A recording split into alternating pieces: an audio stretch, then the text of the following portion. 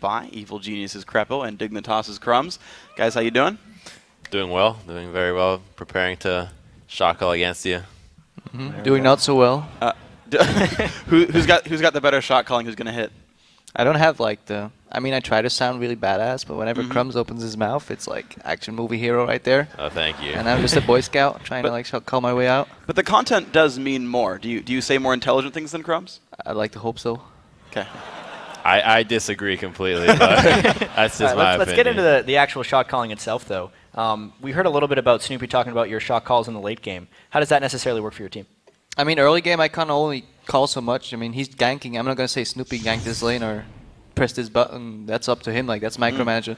But then in the late game, Smite the dragon. Yes, smite the dragon, preferably. Ooh, Anyways, back to the point, freak. But yeah, late game, we were moving together as a team, you know, like going across the map, and then I have a lot of spare time rather to say like, okay, let's push mid, then rotate bottom. Okay, somebody get that wave going top. Once it's pushing, we can like ready to rotate into that, and that's basically what I try to do, especially when I'm the engaging champion. Like I need my team to be in a place where I like to engage, so that's where I have the possibility shot call a bit more.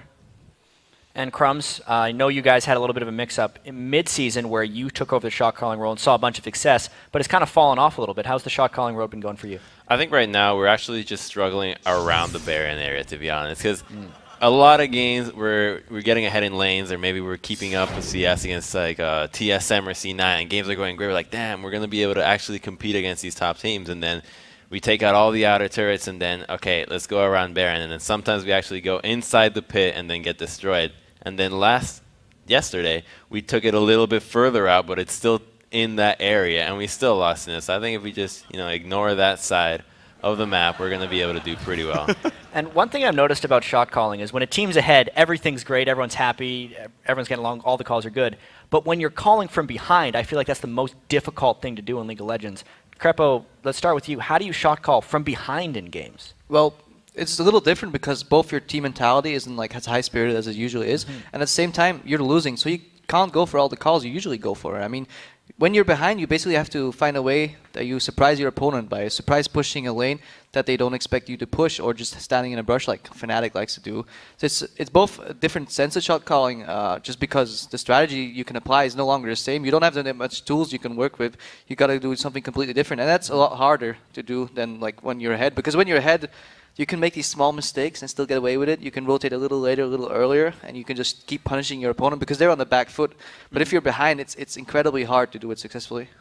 I'd say a big difference with that is that when you're ahead, you can actually simply make plays by overpowering your opponent. You already have a gold lead. You don't need to make anything flashy. You simply move as a unit and can completely outplay the opponent. You already have a strong lead established. But when you're behind, you cannot take on that 5-on-5 numbers fight. You need to basically look for fights that are going to be completely one-sided.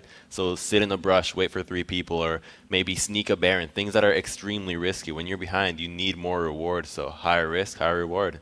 But at least this season, with the vision changes being implemented, it's a little easier to come back into a game with like decisive shot calling. You can still surprise. If you look at last season, once the team got a lead, they would just buy 10 Cleared wards, everything out, place it all over, Oracle sweep, and then just either bait you into Baron or just like surprise you wherever you move. So I really like the fact that there's still a way back into these games, but it's still decisively way harder than just closing one out. Yeah. Not to mention this. Oh, go ahead. Sorry. Yeah, one little point about that. I actually like the blue orb. If you're really far behind, the scrying orb. Yes, I think if you're really far behind, Kobe? you just get that one, and then I'm just thinking we're not gonna get baited in the Baron. Blue orbit now. Don't you have to walk into it? We saw 2 of them in the COG game yesterday. Yeah, they're gaining in popularity. We're so happy here. So I want to move on now to the game you guys are going to be playing. You're second up in the day. What are your thoughts on your matchup here? Well, we need a win. There's no other way. I mean, looking at our standings, we're not where we want to be, where we should be, or what's expected from us. Our last game against Dignitas went into our favor. The first one, I'd like to hope we threw ourselves. Okay. And with this new piece of information about their insecurity around Baron, I hope to take it. Well, going into that one, of course, we played last week, and it was one of the most one-sided games I think we've seen. I haven't experienced such dominance before.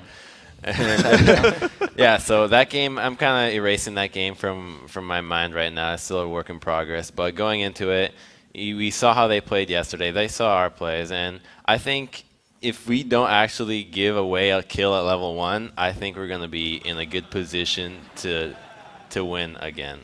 Yeah. Well, also the match we have coming up right now, Cloud9 versus TSM, always a big story, but Bjergsen's out this time. Let's actually start with you, Crumbz. What are your thoughts on this upcoming match? So we played against TSM yesterday, and we were expecting Reggie to be a bit weak in lane. I personally thought that maybe Scar could bully him around, and he held his own really well in lane. You know, he died to a gank once, which was, it's an Eve gank. You're kind of expected to die to that, but aside from that, his team play and what he did inside a 5v5 environment was really well. He played the team fight really well, and that was surprising to me, just because watching the video, apparently he hadn't played League in like 5 months. So to come back to that is really good, really surprising. And they play C9 now, and if he plays Zed and LeBlanc and all these champions, that probably means that Hyze and Reginald's champion pool mix and match, and it's probably the same. So I think it's just going to come down to mid lane. I don't think they're going to be killing each other, but I'm going to have to give the lead to TSM for this one, to be honest, because C9 looked a bit shaky yesterday. Krepo, what are your thoughts? Yeah, I agree with especially the latter part, what he said. Like, C9 didn't look really convincing yesterday. So they were struggling a little bit in like all areas. I mean, in laning phase they made a few mistakes. Then closing the game out they made a few mistakes, and then like some insecurity was like creeping in. And at the same time, TSM, yeah, they didn't look like the TSM with Bjergsen, but what they looked like wasn't bad at all. I mean, as he said, like Reginald was doing really well in mid lane, holding his own. I feel the other laners are so like well experienced in whatever they need to do, and then Reggie can just fit in. I mean, he's been coaching them. He knows how they play. He knows what they play. He knows their main mistakes. So, and he generally is calm enough to carry it out. So maybe like 60-40 to TSM. All right, 60-40 TSM. Guys, thank you very much for your time. Good luck in your match today. We've got more games coming up, though. So we've got to take a quick break. When we come back,